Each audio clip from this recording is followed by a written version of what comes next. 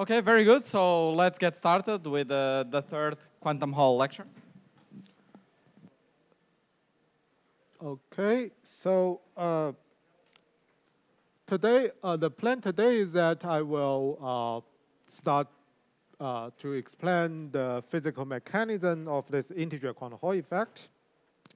And before that, that's just a quick recap about what I taught in the last two lectures. So for the most time of the last two lectures, what we are doing is basically try to understand the physics of Landau levels, right? So the Hamiltonian is just that I have fermions or electrons moving in a two-dimensional plane in the presence of a magnetic field that is perpendicular to my 2D plane, right? And the Hamiltonian is described by this form, which you should have seen it many times. And there are three important quantities in this problem. One is this so-called cyclotron frequency, which is defined as E times B over M. And since it's a frequency, it's actually generally gives you the energy scale in the problem. And the other important quantity is this so-called magnetic length, right? And it's square root h bar over E times B. And that gives you the length scale of the system, like what's the size of the electrons, motion, and so on, right? And the last quantity is this so-called flux quantum that is 2 pi h bar over E. And that's the unit of a magnetic monopole, just like E, that's the unit of electric charge. Okay, and we did two. So to solve the Landau levels, in particular, if you want to get the wave functions and many other informations, you need to first choose a gauge. And we talk about two different gauges. One is this Landau gauge, take this form. And an important property of this Landau gauge is that I break the translation symmetry along the x direction, but I preserve the translation along the y direction. So in the end, my wave functions will be have a good quantum number k, that is a momentum along the y directions, and the wave function take this form, and it's basically the solution of a harmonic oscillator. The energy of each Landau levels, I'm labeling the Landau levels as n, and then the energy of each Landau levels is really just same as the energy of a harmonic oscillator, right? And the important property is that it is independent of this momentum k along y directions, right? And a very, very important property of Landau levels is that it has a huge degeneracy. That's actually is the consequence. It's a mechanism for various exotic, interesting phenomena in this quantum Hall systems. And the Landau level degeneracies can be easily accounted by first you ask how many magnetic flux are trapped in my system. That is B times A. That A is my area of the 2D space plane. Let's say a rectangle or a disk, right? And then you divide it by the flux quanta, right? That's the Landau level degeneracy. And that's really just saying that each flux quanta traps one electron. That's the Landau level degeneracy, right? And for this Landau gauge, the wave functions will be localized, will be extended in the y directions because it has a good quantum number for that momentum, but it will be localized in the x direction. And the position that the wave function is localized depends on the momentum of that wave function, which take this value, right? And I also talk about the symmetric gauge. The symmetric gauge takes this form and it breaks the translation along both directions, but it preserves the rotation symmetries. So then as a consequence that my wave functions on lambda levels will have well-defined angular momentum that I called M. And then again, you can pictorially view those wave functions as some wave functions localized at a circle, and the radius of the circle is again related to the angular momentum of that specific state. So that's the basic picture for the Landau levels. And one reason that we want to do different Landau levels is that, as you will say, when we consider different types of perturbations and so on, then those different bases, some bases will become much more convenient, that it will diagonalize my perturbations, give me a very good idea about what is happening in the system. Okay, so this is a recap. Any questions?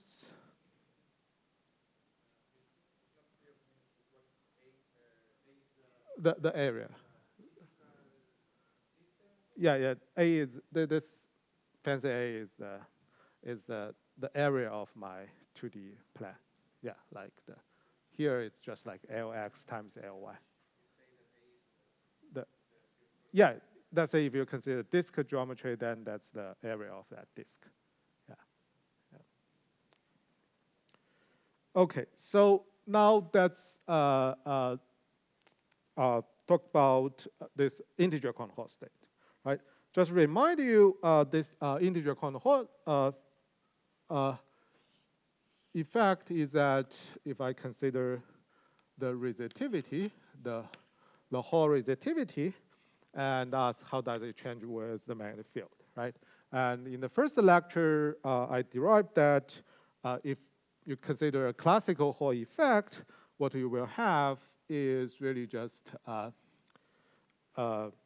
the resistivity will be proportional to my magnetic field, and in particular, it will be take this value B over n tilde. Here, n tilde is the density of the charge carriers.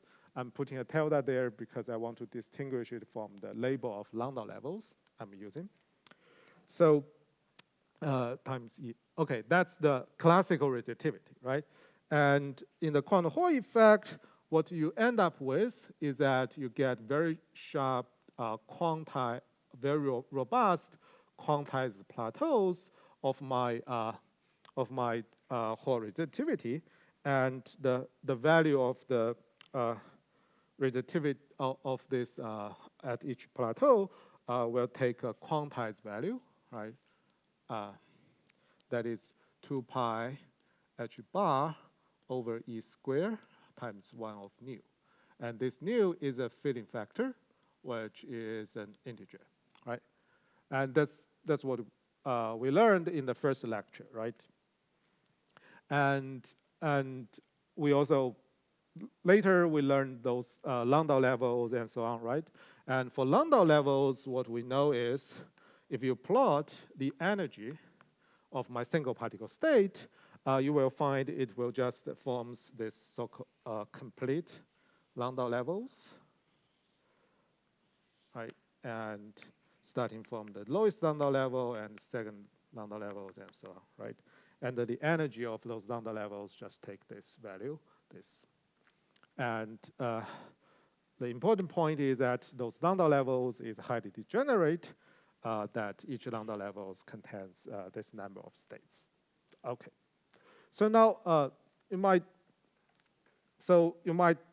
already guess that here each plateau of my integer Cohn-Hall state actually just correspond to a situation that I'm entirely filling certain number of Landau levels, right?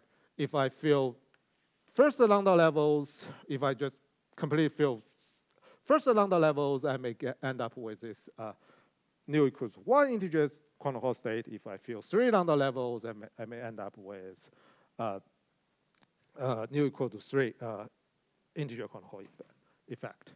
So it's actually pretty straightforward to say why it's the case, right? We just ask when does those two numbers becomes the same, right?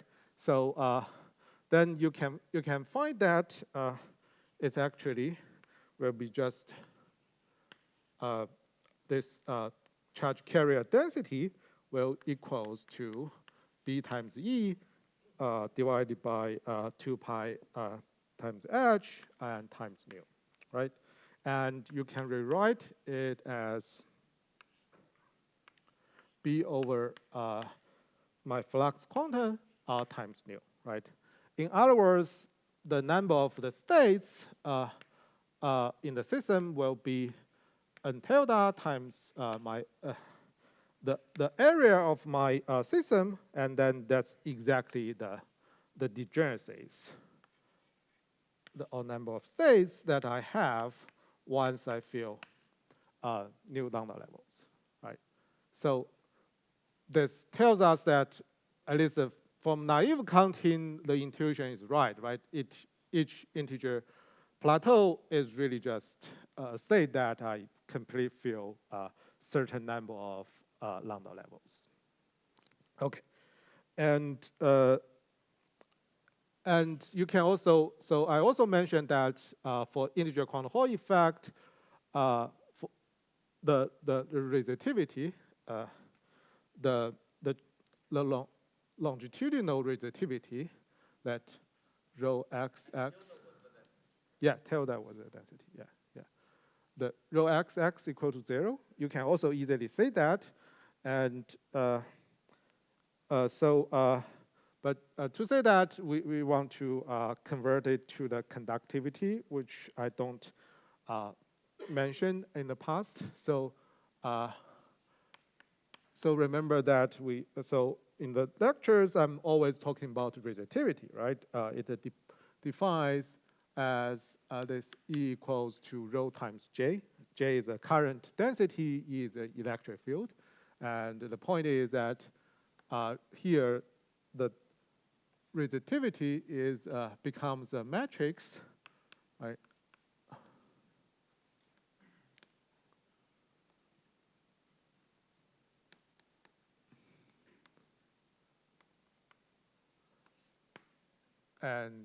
And we have rho xx for quantum Hall effect. I have rho xx equals rho yy equals to 0, right? And the resistivity, the conductivity then is defined by the inverse of the resistivity, right? And what you can quickly convince yourself is that the conductivity still have 0 component in the longitudinal direction, but will be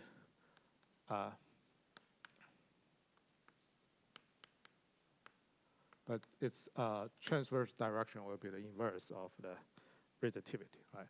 So this situation is a slight different from the usual case that we would say the conductivity is the inverse of the resistivity, even in the longitudinal direction. But here, due to it's a matrix, then both conductivity and resistivity is 0 at in the longitudinal direction, right? So that means for quantum Hall effect, I would also have my sigma xx equal to 0, right? And in literature, you would say people use rho xy and sigma xy interchangeably. So in quantum Hall effect, yeah, so then it's, here I have rho xx equal to 0 is also very easy to understand. The point is that if I completely fill certain Landau level, a number of Landau levels, there will be a huge gap, right, proportional to cyclotron frequency between the excited state, right? Then you apply a very weak electric field, the electrons won't move along that direction. That's why the conductivity is 0, right? So it seems everything is nice that we from this simple argument, we would say that those plateaus correspond to the case that you entirely fill lambda levels, right? And any questions?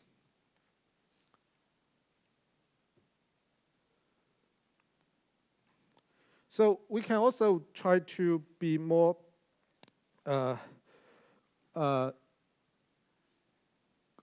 quantitatively. We can also try to be more quantitative. That we can try to compute, right? The conductivity or resistivity just by using the wave functions that we have here. All right. The problem is really just that, let's say we apply a field. So now that's my sample, right? I apply a field along the x direction and ask what is the resistivity, right? What's the response under this electric field, right? And the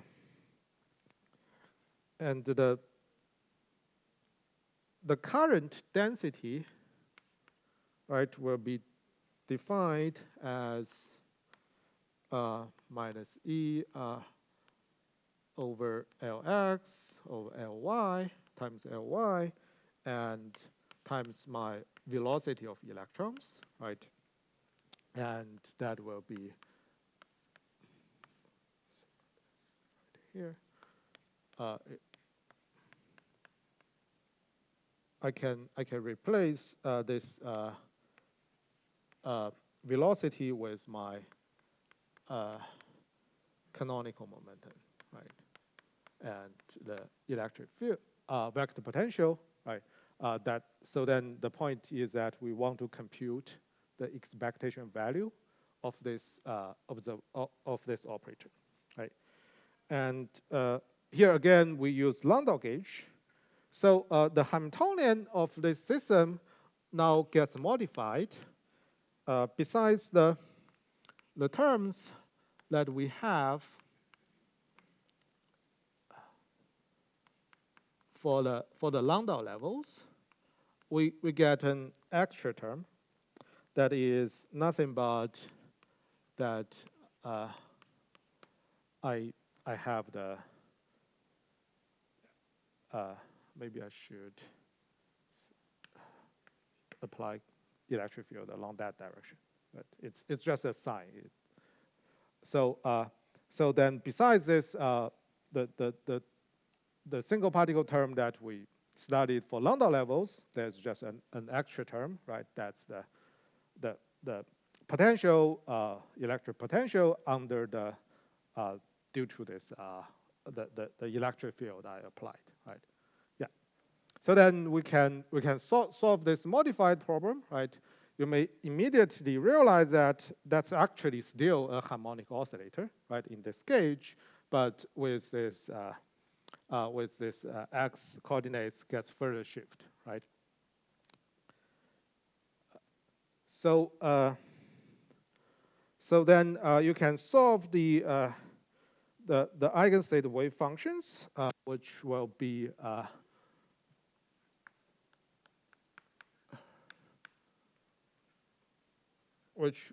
just my Landau levels with my x coordinates shifted due to the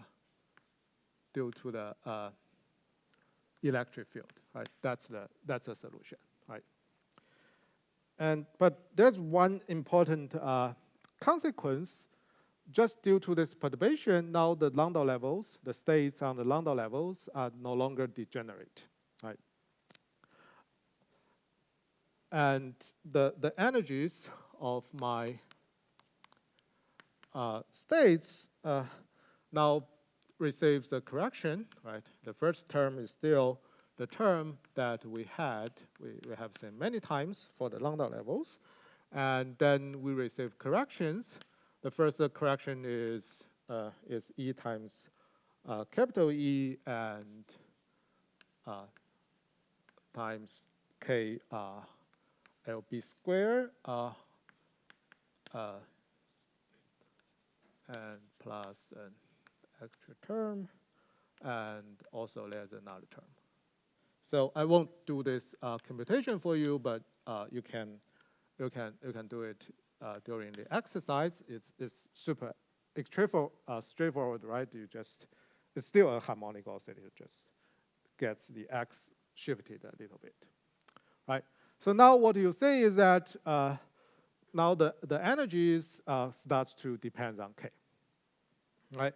And if you draw, now we can draw if you want to draw the energies, the bands, the energy versus my momentum, now it becomes something like this.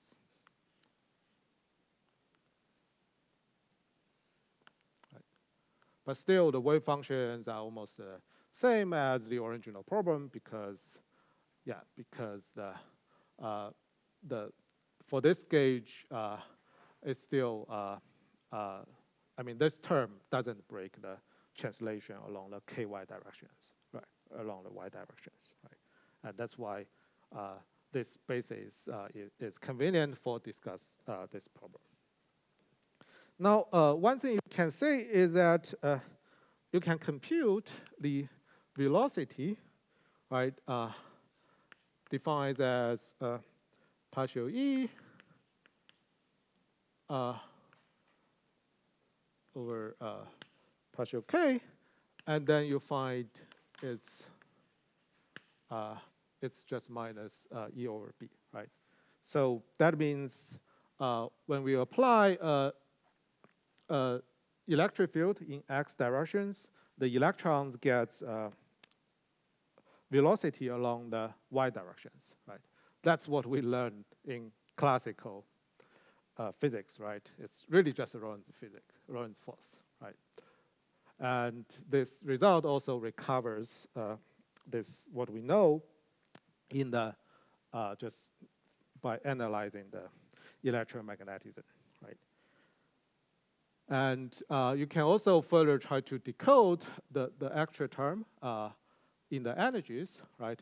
And then this term is really just 2m v square, right? And again, it's just vy square, right? Again, just a very simple term. And this term is actually E time, is the electric potential, right? Remember that the term here is actually just the position of where the wave function gets localized, right? Initially, without electric field, we said that the wave function is localized at this position, right? Now with this electric field applied, my wave function gets modified a little bit, right? The localized position also gets shifted. It's just a shift to this position, and then this term is really just the electric potential, right? So yeah, so the results is very simple to understand. All right. So now what we can do is now we just insert this wave function, right, into to compute the conductivity, the current density induced by the electric field, right? So then it's really just, let's say we have field number of new Landau levels, right? And now we want to ask what is the current once I apply this electric field, right? So let me here label it as n prime k and k, and then sorry, just a naive question. So before, in your first lecture, yeah. the electric field was in the y direction, or am I wrong? No. Yeah, it could. Yeah, it is. So this is just notation. You just switched the. Yeah, maybe I should change sign here. Yeah. Okay, but it's the same electric field as in the first lecture in the y direction. Right, that right, now right. we fixed yeah, probably I still should do this. Yeah, yeah. And then here, should I get minus sign? No, this I don't know. But was it in the, this is in the X direction, right? Right now. It's always in X direction, I think. In the first lecture, it was also in the X direction? Okay, I thought so. it was in the Y direction. Am I?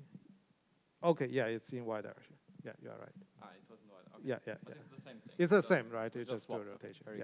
Yeah. Thanks. Yeah, thanks for the question. Yeah. So sorry for being sloppy. Yeah. So then you just do the computation, right? So just formally compute what should I have?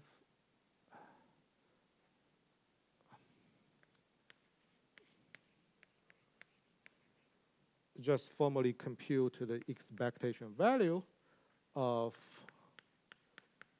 my current density operators with respect to my modified Landau levels due to the electric field, right? Then you get to the current density, right? The computation is actually very straightforward. So we can quickly do it. So for example, if we want to consider Jx, right? Now I'm omitting the prefactors like those E, L, X, L, Y, and M. So Jx is really just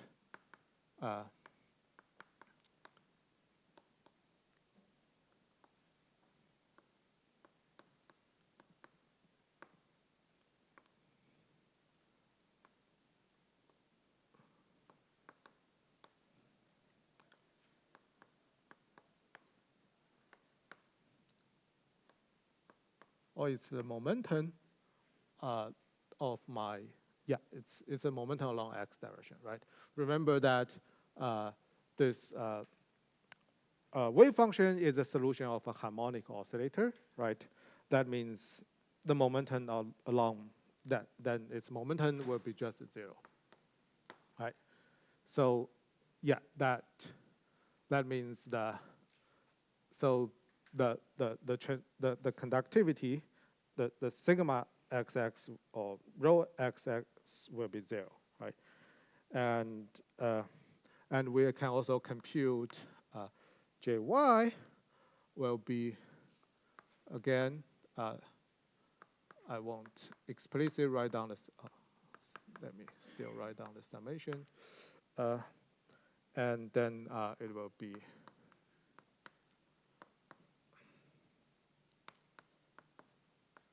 the expectation values of, first is my py, and plus the term coming from the vector potential, right? And that's the jy, and you can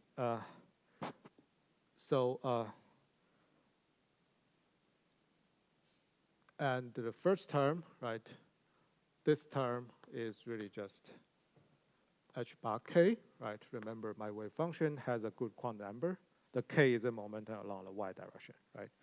And this guy is really just the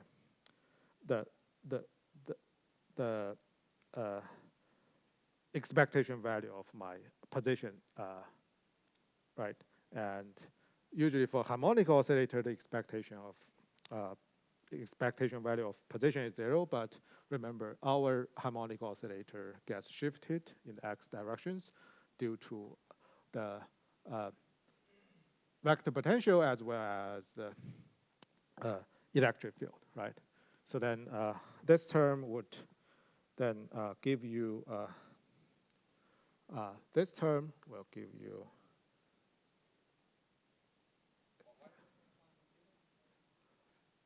because that's the momentum of a harmonic oscillator, right? The expectation value. Yeah. So, and the second term will be E times B, and times minus h bar k over EB minus m capital E over electric charge over B squared, right? And then you would end up with, so you would say that those two terms cancels, and then you really just end up with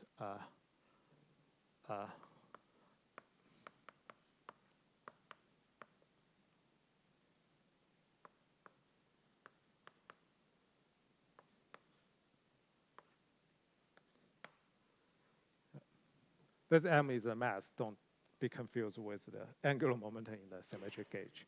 So you end up with something like this, and of course here I omit some numerical factors there. And in the end, you would find that my jy is really E times nu times capital E over phi 0, right? So now with this, we can get my resistivity along longitudinal direction is 0, right? And my Hall resistivity is 2 pi h bar over E squared times 1 over nu, right? Nu is the number of lambda levels we feel, right? So yeah. So now you say that we can do more concrete computations to show that our initial intuition, that is, if I completely fill a number of Landau levels, then I will get this this famous quantized Hall resistivity that has been observed for those plateaus, right? So, however, indeed we are far from victory of understanding this quantum Hall effect. So, because what we are considering is really an ideal situation that I just completely fill a Landau levels, a number of Landau levels, right? But the whole point of integer quantum Hall effect is that I have plateaus, right, of my Hall resistivity, right? And this plateau cannot be understood by in this manner. The thing is, let's say the plateau is nothing but that my resistivity doesn't change for a wide window of my of the magnetic field strength, right? Now you imagine a situation that I start somewhere here, that I do so then I fine tune my the strength of my magnetic field such that I exactly feel let's say I exactly feel the lowest Landau level, right? Then I get this Hall resistivity with nu equal to 1, right? Now I started to change the magnetic field strength a little bit, right? Remember that the number of states in my Landau levels depends on the field strength, right? Like this, right? That means now if I change the magnetic field strength, either increase it or decrease it, then the number of states of Landau levels will change, right? But in my sample, I always have a fixed amount of electron numbers. That means then I will start here to have electrons that has to go to the second Landau level, right? Or I will have holes in the lowest Landau level, right? And then you just, again, you redo those computations. You can easily say that I will end up with a different resistivity, right? So that means, yeah, the plateau should not exist, right? Even though when I completely fill the Landau levels, I get the precise resistivity, but once I change the magnetic field a little bit, right, then my resistivity will change, right? But experimentally, there's really very, very robust and sharp signatures that the Hall resistivity just stays as a constant, right? A extraordinary accurate constant for a very large window of the magnetic field, right? So then how do we how can we understand this plateau, right? So and the solution to this answer is actually that the system have disorder. So let me write here. So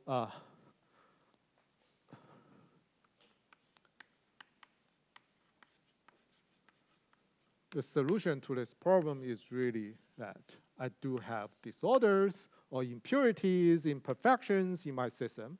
And usually those impurities or imperfections will just destroy what we obtain from the some ideal theoretical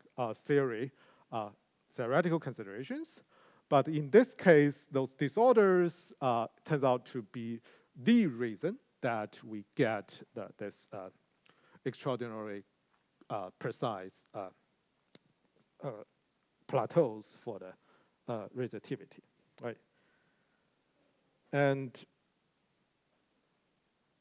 that will be what I'm going to talk about in the rest of this lecture. So just try to say how disorder helps me to end up with those quantized plateaus. Okay. So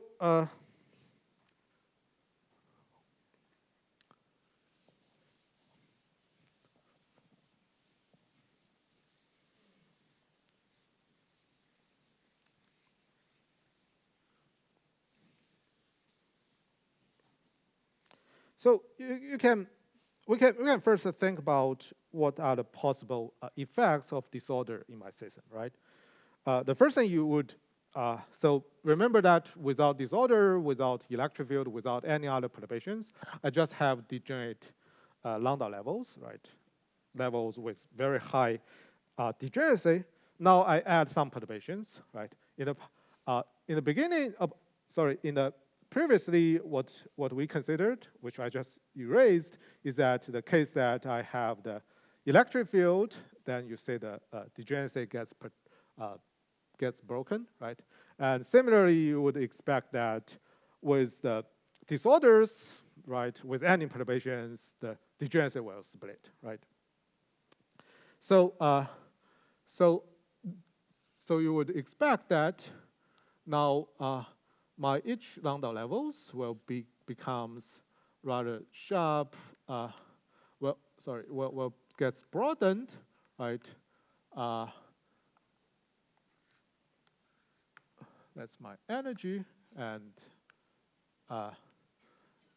my Landau levels will becomes broadened, right? I may not have degeneracy anymore, right? And of course the width of this of each Landau levels will be proportional to my the strength of my disorder. So I'm going to just generically call my disorder as potential as some V, and of course it will be space dependent. There will be some random configurations which can look like this, right? In my 2D space, right?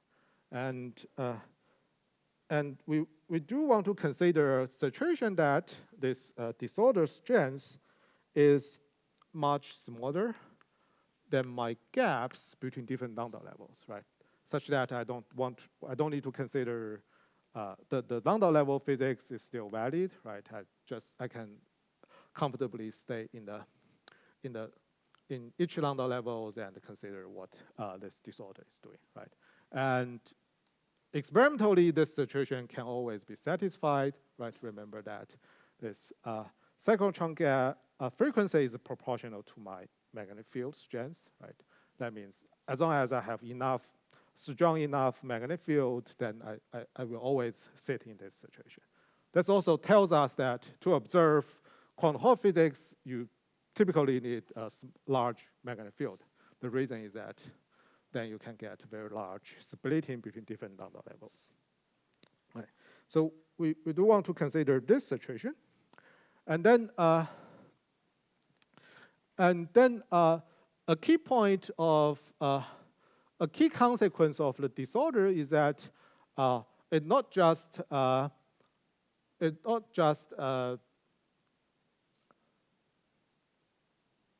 break my Landau level degeneracy, but also it makes a lot of states becomes localized state.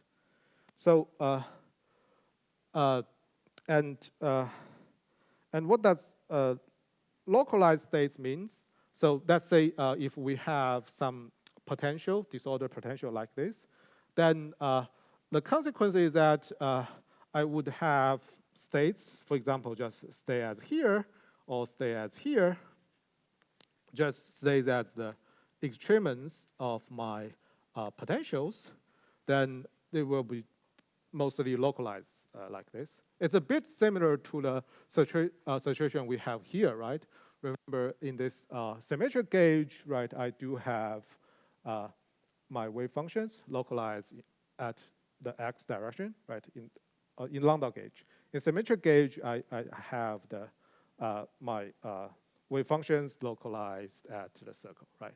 So the disorder situation is really similar to this case, that I have the, let's say we can draw a contour plot for my vector potential, or disorder potential, and then let's say then in my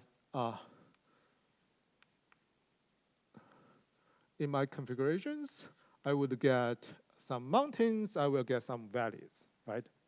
And then so you can view those as the so for example, if you focus on this region, it's really a bit similar as the symmetric gauge, right? You can view the center of this mountain as my origin of the symmetric gauge, right? And then you would say that wave functions will really just localize, circling around the maximum, right? Similarly, that's also the case for the valley, right? That's the physical picture that we can have. So then we call such states as a localized state. So the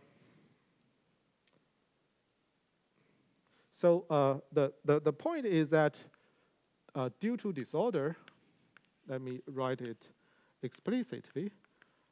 Due to disorder, I will get a lot of localized state.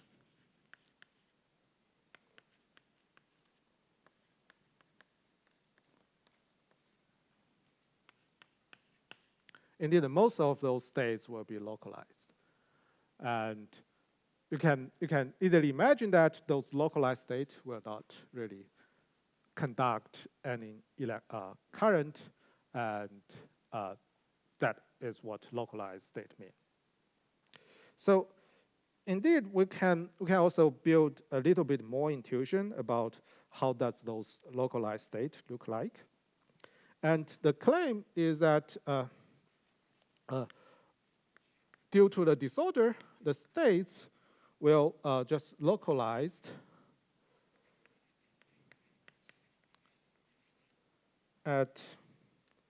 on the equal potential line.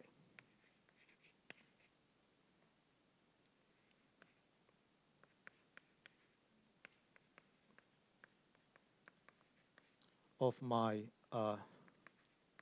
disorder, of my disorder potential, that's capital V. So that's a claim. So you can kind of understand, kind of imagine why that's the case, right? For example, just back to the symmetric gauge, right?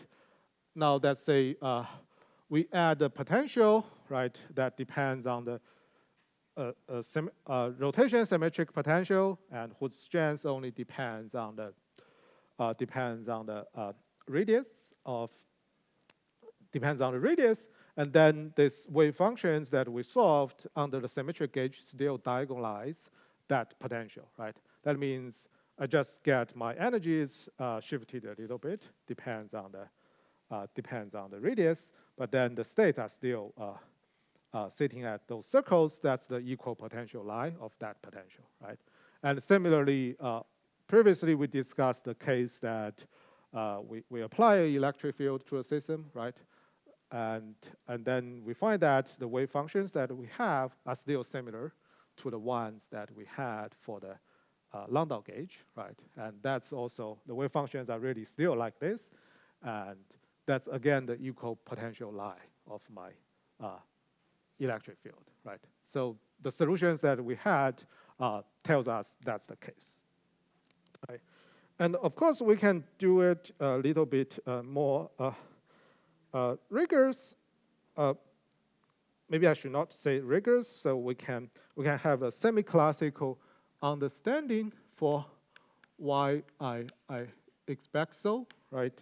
So remember in the last lecture, I introduced this semi-classical picture that the Landau, I can still build those electrons have this self-orbiting motion under the electric field, and then I solve a classical equation of motion, and this x, y are really just the orbits, the center of those orbits. Sometimes we call it center of mass, and this capital X is written as small s minus pi y. That's my mechanical momentum over m omega b.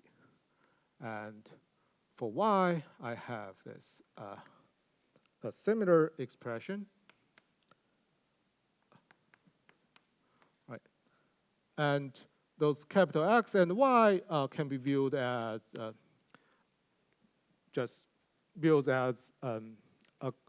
quantity that tells you how the wave functions is localized or moving. So now we just consider the how this x is moving, and then from Heisenberg equation, I think it should be the right name. So it's really just a commutator of x with my Hamiltonian, right? H is the ones that we had for the lambda levels. Capital V is just my potentials of disorder. Okay, and you can show that. I don't have time to go through this, but in the end, you can show that it's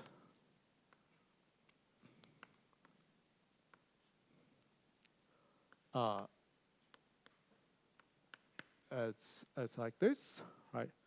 And similarly, you can compute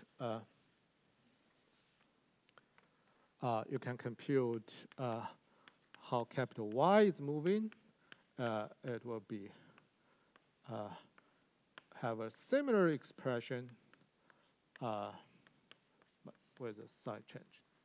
Okay, so what does this mean? It really means that my motion of capital X and capital Y will be orthogonal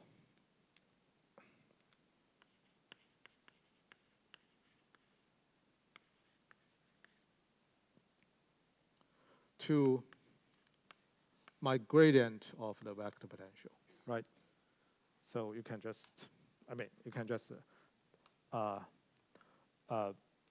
do a product between this guy and this guy, right? Do this equation, then you will say it's just identical to 0, right? So then that is nothing but that the states will move in just on those equal potential line, right? So now things are clear that now for any random potentials, right, the states will just the Landau levels get, the degeneracy gets broken, right? I will get individual states with different energies, right? And those states will now just move in along my equal potential lines, right? And then for a generic random potential configuration, you will find that most equal potential lines will be localized, right? It's very rare to find some extended equal potential line that gets around in the entire system, right? That means those states, most states in my configurations will be just localized, right? I can draw many of them, then they just localize. And from the energy perspective, right, those localized states correspond to either my mounting or my valley of my vector potentials, right? That means they will also, in this spectrum, they will just occupy the top and bottom of my spectrum, right? There are only a very few extended states will lie in the middle, right? And those extended states will contribute to my conductivity, resistivity, and so on. All those localized states won't, right? And you can also easily convince yourself in this system, it has to have extended state, right? There are some fancy anomaly argument and so on, right? I won't go through it, but just from this equal potential line, you will quickly realize that on my edge, right, I should have an equal potential line, right? Because outside my sample, the potential is infinite, right? Inside it's finite, right? There should be an equal potential line there. And the state, that means you will always get extended state on the edge. And those extended state on the edge is also very simple to understand semi-classically. Just remember that I have, due to the electric field, right? Let me draw another plot. Due to my, so just semi-classically due to the magnetic field, I will have my electrons doing this self-orbiting motions, right? But on the boundary, what I will have is that when I have electrons doing self-orbiting, it will hit the boundary, right? It cannot complete a full circle, then it will be bounced back, and it will doing this again and again, right? So then you will say that classically, you will always say a mode that just bouncing back and forth on the boundary, right? That's an edge state, and this edge state is really just the extended state that we have here. And a very funny feature of this edge state is that you will say that the motion of it is chiral. Yeah, it also has very fundamental physics inside it, like the anomaly and so on. But I won't really go through it. But semi-classically, you will say this extended state. So now the situation is pretty clear that now just again back to the picture that for this whole plateau, right? So let's say I start to fill the Landau levels, right? If I start to fill electrons from low energies, right? And at the beginning, I just fill those localized state, right? And it will have no consequence in the resistivity or conductivity until I hit the extended state lying in the middle. Then I get a change for the resistivity, and it corresponds to the sudden change here. And then after I fill all the extended state, now I again started to fill the localized state, and those localized state won't change my resitivities, and then I will continue to stay on this plateau, right? Until I have enough electrons to fill to hit here, and that is corresponding to I fill extended state of the second Landau levels, and then I get the resistivity change, right? So you will say now that for most cases of for most strands of my magnetic field, right, I would always like just a field localized state, which has no consequence in my resistivity or conductivity. That's why I end up with plateaus. Okay. I hope the picture is clear that it's really the disorder is doing the job, giving me the plateaus. But now there comes another twist, right? So from this picture, it's very clear that I will get plateaus, right, due to disorder. But now, why do I get the resistivity at the plateau to be a quantized value, right? Why does it take this value, right? So remember, in this computation, you would say that, I mean, to get this number right, it seems every single state is contributing the final current density, right? And then I get this precisely quantized value, right? You could imagine that now I add perturbations like disorder, I'm changing the contribution of each state, right? Like those localized states, now they are not contributing to any thing to the current, right? But you could imagine that maybe the extended state, the current contribution gets increased due to the disorder, right? But now we are comparing two very different numbers of states, right? As I said, most states of in my lambda levels are localized state. There are only a few of them are extended state, right? Now, the degeneracy of lambda level is huge, right? It's like it's like this number of states are localized, and this number, maybe this number of states are extended state, right? So how come that the conductivity comes from those states? Well, I mean, due to disorder, those states have no contribution to conductivity, right?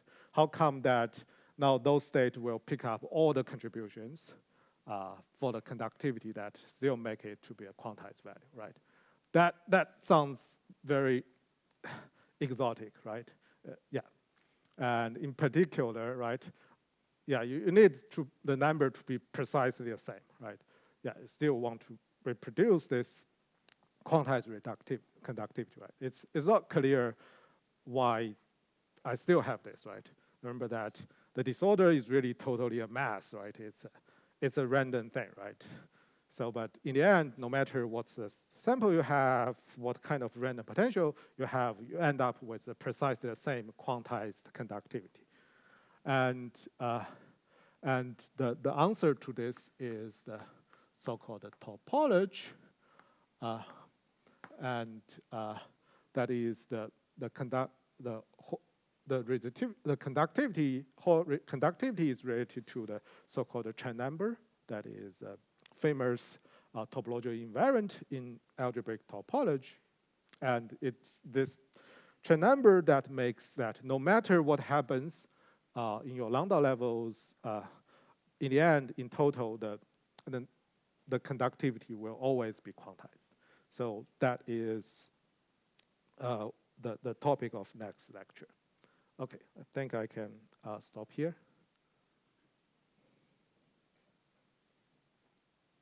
Yeah. Oh, sorry. Yeah, it will be the next lecture. So it's a famous mathematician, a Chinese mathematician called Chen. Yeah.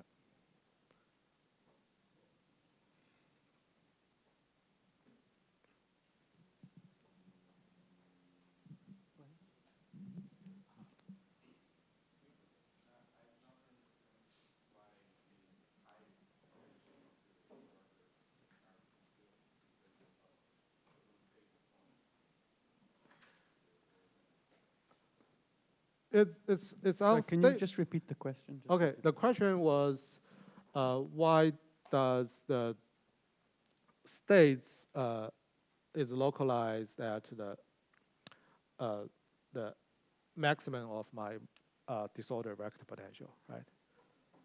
Yeah, the thing is, you should have electrons staying there, right? Right. It's due to Pauli exclusion principle, right? You have to distribute, so electrons cannot sitting at the same place, right? There are some, there's no other space for electrons to stay except here, right? Yeah.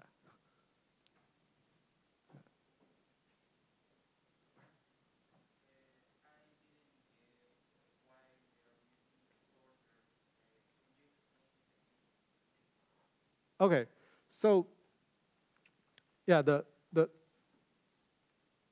point is for disorder, due to disorder, the Landau levels degeneracy will be broken, right? And then I will end up with states that are either localized or extended state, right? And it turns out that most of those states will become localized, right? And they stay at the bottom and the top of my perturbed Landau levels, right? And then, so then you consider the situation that I start to throw electrons into the system, right? It will start by filling the low-lying energy state, right? But those localized state does not change my, do not have any contribution to conductivity or resistivity, right? So then that's why it stays, the conductivity or resistivity stays as a constant as I change the magnetic field, right, until I start to feel those extended state, right? Yeah.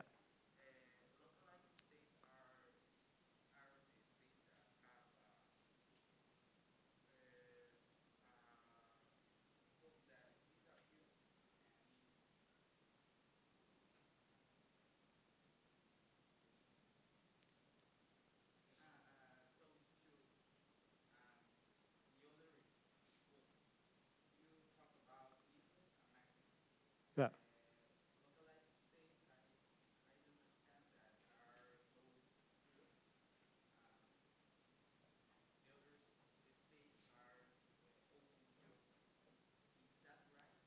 So localized state is really just a state that's say living on some circle, right?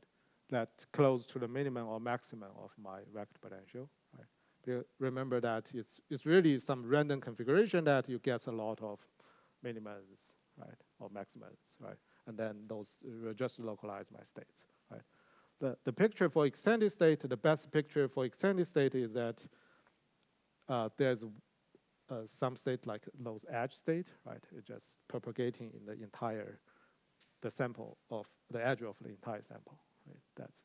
That's the picture of extended state, right? Yeah, indeed you can just look at this picture, somehow those are localized state, right? Those closed circles, right? Small closed circles. And extended state are the one that propagating on the edge.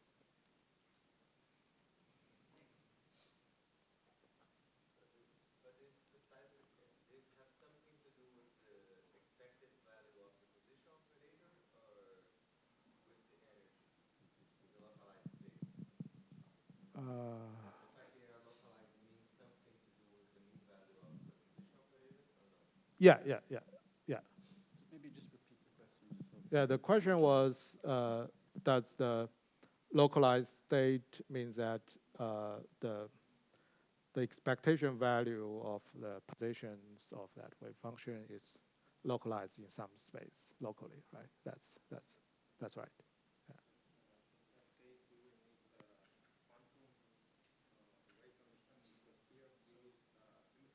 Yeah. Yeah.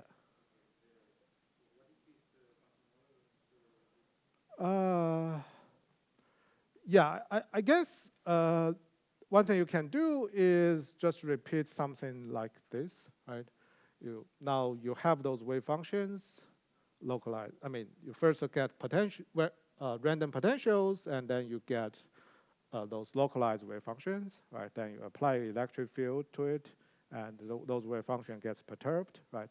Then you ask whether what's the contribution to the current, right? You can do this computation, and then you will find they're just zero, right? Yeah.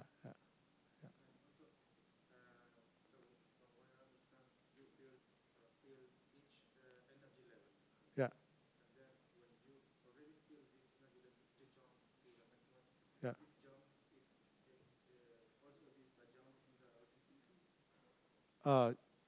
Yes, yes, yeah, yeah.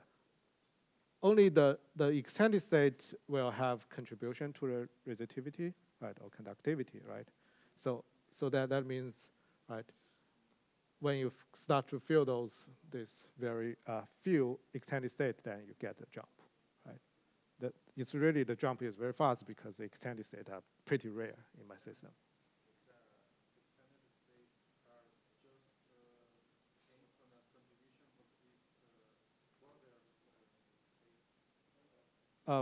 The extended state mostly come from the edge. Yeah, there also, you could also have some rare event that you do have some extended state here, but that will be pretty rare, right?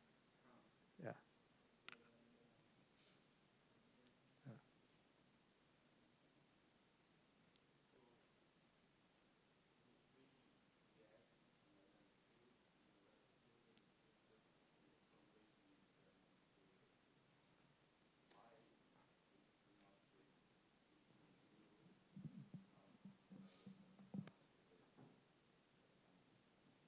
Sorry, I don't.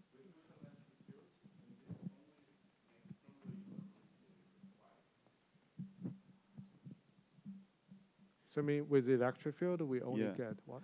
It's because it's two harmonic oscillator. We have, like a physical explanation why it's keep being harmonic oscillator instead of anything else. So, are you asking the case of disordered potential or the electric field? Only the electric field. Only electric field, yeah, it's still harmonic oscillator, right? And but the position gets shifted due to the electric field, right? Yeah, but why? Why it's You mean why is this so? yeah. So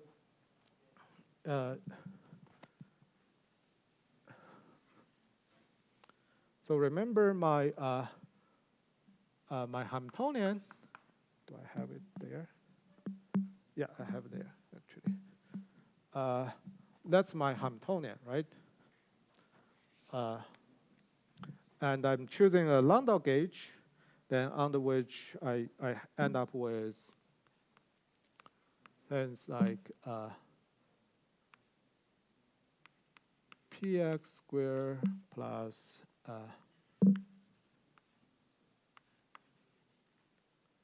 there may be some factors in front of k which I'm ignoring.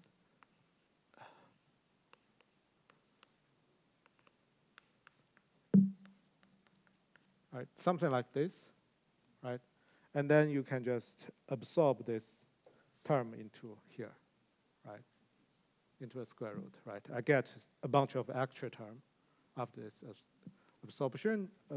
After absorbing it, then those extra terms are actually just corrections for the for my energy, right?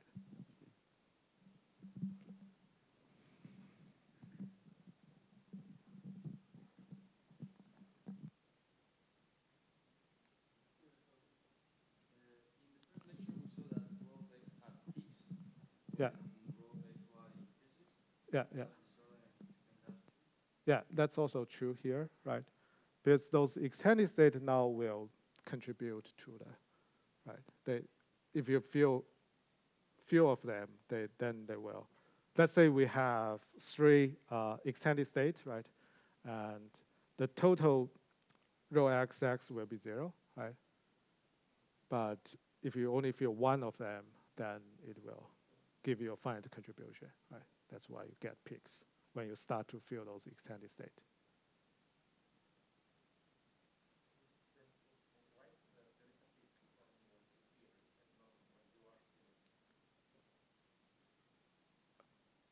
Because the total contribution is 0. Of extended state is 0 for the rho XX. Yeah. Yeah, yeah, yeah. But for individual state, you can get you can get a finite value. And indeed, I think it's still open question, like for those rho XX, what's the value of the peak? and so on. That's supposed to be universal, and it's related to the phase transitions that people call plateau transitions and so on. And, the physics of that plateau transition is still not fully understood.